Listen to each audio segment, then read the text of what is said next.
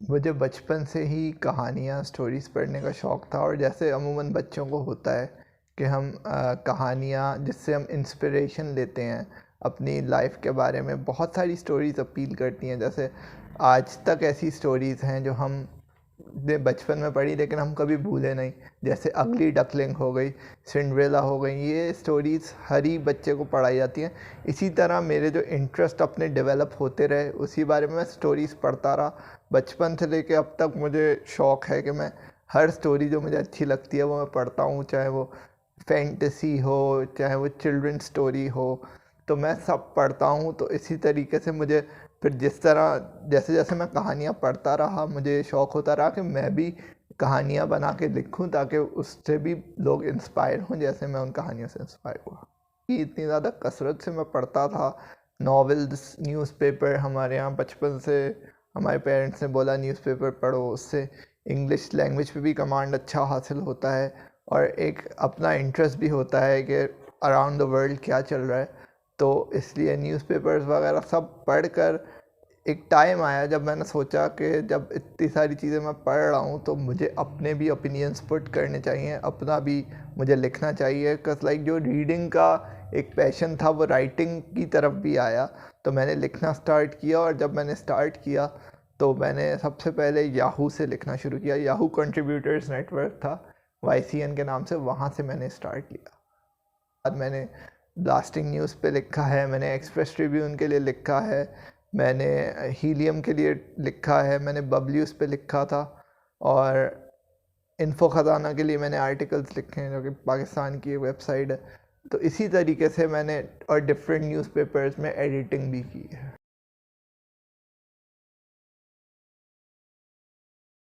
पहला आर्टिकल जब छपा तो जब उसको लोगों ने प्रेज़ किया तो बहुत खुशी हुई। बहुत अच्छा लगा कि मतलब मेरे फिर ये मेरे अंदर एक एहसास जगा और मुझे मेरे अंदर एक खुद एतमादी बढ़ी कि मैं लिख सकता हूँ और जितना पसंद किया जा रहा है इसका मतलब मैंने अच्छा लिखा है और मैं इसको मज़ीद बेहतर कर सकता हूँ। मैंने जो लिखना शुरू किया जब, तो मुझे बहुत ज़्यादा अपने ऊपर कॉन्फिडेंस था कि मेरा आर्टिकल मैंने इतनी मेहनत से लिखा है तो वो छप जाएगा, बट हुआ नहीं। वो जिस दिन मैंने लिखा उसी दिन रिजेक्शन हो गई उसकी। फिर मैंने दूसरे आर्टिकल पे और मेहनत की, वो भी रिजेक्ट हो गया। इस तरह तीसरा, चौथा, पाँचवा, जब छठा आर्टिकल मेरा रिजेक्ट हुआ तब मैं बहुत ज़्यादा कह सकते हैं कि मायूस तरीके का हुआ मुझे। तो जब 6 आर्टिकल्स इस तरह रिजेक्ट हो गए तो मुझे थोड़ा-सा ये लगा कि मैं इंग्लिश, क्योंकि आर्टिकल्स मुझे इंग्लिश की स्टोरीज़ पढ़ने का ज़्यादा शौक़ था और मैंने इंग्लिश से ही स्टार्ट लिया अपने राइटिंग करियर का। मैं चाहता था कि क्योंकि इंटरनेशनल लैंग्वेज है और मैं अपनी जो चाहता था कि मेरी बात ज़्यादा से ज़्यादा लोगों तक पहुंच सके। और अनफॉर्चुनेटली ऐसा होता है कि उर्दू में हमारे यहाँ भी इस चीज़ को, स्पेशली यूथ में, ज़्यादा वो लोग इस चीज़ पे ज़्यादा ध्यान नहीं, स्ट्रेस इस तरफ नहीं होता उर्दू पढ़ी जाए, लोग इंग्लिश पढ़ने पर ही वो करते हैं। तो मुझे भी थोड़ा सा ये था कि मेरा ये एम था कि मुझे ज़्यादा से ज़्यादा लोग पढ़ें। तो इसलिए मैंने याहू के लिए जब मैंने लिखे तो जब 6 आर्टिकल्स रिजेक्ट हो गए तो आई वॉज़ रियली डिसअपॉइंटेड। मुझे लगा कि शायद मैं नहीं लिख सकता। फिर मैंने उसके बाद ट्राई नहीं की। फिर 2-3 महीने के बाद मैंने एक आर्टिकल अपना लिखा क्रोकोडाइल्स के बारे में। मगरमच्छ पे मैंने एक आर्टिकल लिखा जिस पे, क्योंकि जानवरों के बारे में मुझे बहुत इंटरेस्ट था, बहुत पढ़ा था मैंने। तो मैंने एक आर्टिकल सिर्फ अपने आप को, अपने दिल की तसल्ली के लिए मैंने कहा कि ये आर्टिकल अगर छप जाएगा तो मुझे अच्छा लगेगा। मैंने उसके बारे में कोई उम्मीद नहीं रखी कि ये छपेगा या नहीं, मुझे तो लगा कि ये रिजेक्ट ही हो जाएगा। लेकिन फिर मैंने बहरहाल लिख के उनको भेज दिया तो उन्हें वो बड़ा पसंद आया। उन्होंने मुझे उसके लिए पे ऑफ़र की, उन्होंने उसको पब्लिश भी किया और उन्होंने उसको छापा भी।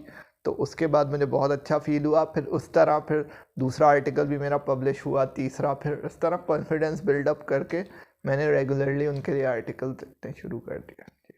मैंने 2013 में इसको स्टार्ट किया था, तो यू कैन से 8 साल हो गए तकरीबन ना लिखते-लिखते। नॉवेल लिखने का ख़्याल जब मैंने आर्टिकल्स लिख लिए और मुझे ये फ़ील हुआ कि मैं लिख सकता हूँ कहानियाँ, क्योंकि नॉवेल्स मैंने बचपन से बहुत पढ़ता आ रहा हूँ। एक नॉवेल था रॉबिन्सन क्रूसो, जो कि बहुत मशहूर नॉवेल है और वो मेरा ऑल टाइम फेवरेट नॉवेल है, मुझे बहुत पसंद है वो। तो मैंने बहुत जब मैं तो फिर मेरे जहन में ये आता था कि इतनी स्टोरीज और इतने नॉवेल्स मैंने पढ़ लिए, क्यों ना मैं अपना कुछ लिखूं। तो मैंने जो स्टार्ट लिया, तो मैंने एक नावल लिखा द सैवेज लैंड के नाम से।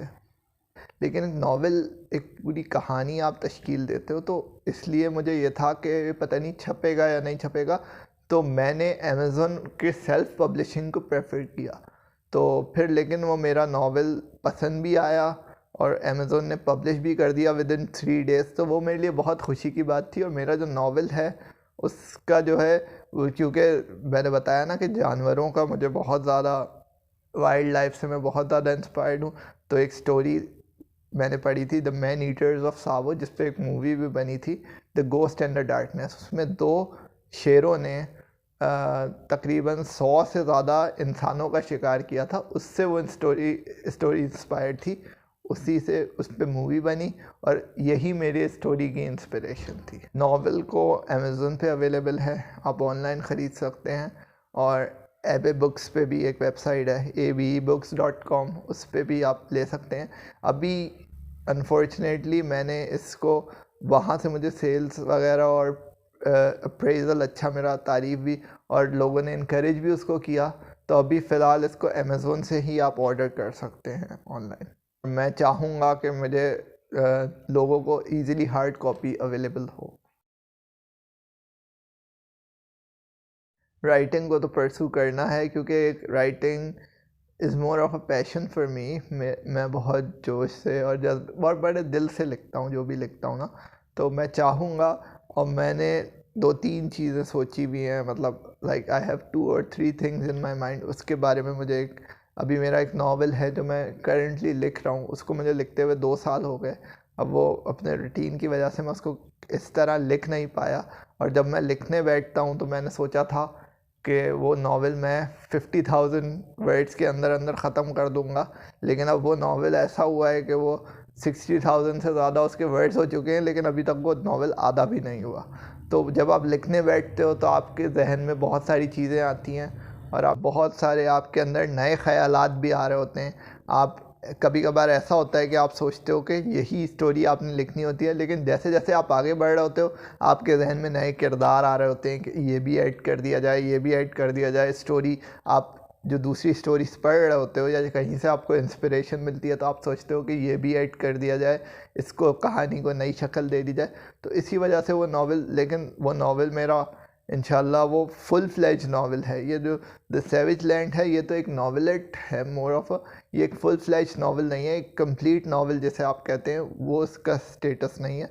लेकिन जो मैंने अपना दूसरा नावल इंशाल्लाह लिख रहा हूँ अभी, उसमें इंशाल्लाह वो पूरा अच्छा सा नावल होगा और उसमें मैंने बहुत मेहनत की है। तो आई होप वो लोगों को पसंद भी आएगा और मुझे अप्रिसिएशन भी मिलेगी। राइटिंग का स्कोप बहुत है, लेकिन अनफॉर्चुनेटली अगर हम अपनी कंट्री की बात करें तो थोड़ा सा यहाँ पर फेवरेटिज़म ज़्यादा है। मतलब जिन लोगों को हम पसंद करते हैं और आपके कॉन्टेक्ट्स अगर हैं, उनके थ्रू आप ऊपर आ सकते हो। कभी कभार ऐसा होता है कि जो डिज़र्व करते हैं, जिन्होंने बहुत अच्छा लिखा होता है, वो भी अपनी मेहनत के बावजूद भी आगे नहीं जा पाते, क्योंकि एक पॉलिटिकल सिनेरियो बना दिया गया है हमारी तरफ के कुछ जो चंद लोगों को पसंद आ जाते हैं उनको तो वो आगे कर देते हैं, और जो लोगों ने लिखा अच्छा होता है उनको कभी कभार वो भी आगे नहीं आ पाते। तो हमारी तरफ हमें, मेरे ख़्याल से मुझे जो लगता है वो ये है कि हमें अप्रिशिएट हर एक को करना चाहिए। जिसकी अगर कोई गलती कर रहा है तो हमारे जो बड़े, जो सीनियर राइटर्स हैं, उनको हमेशा आगे आना चाहिए।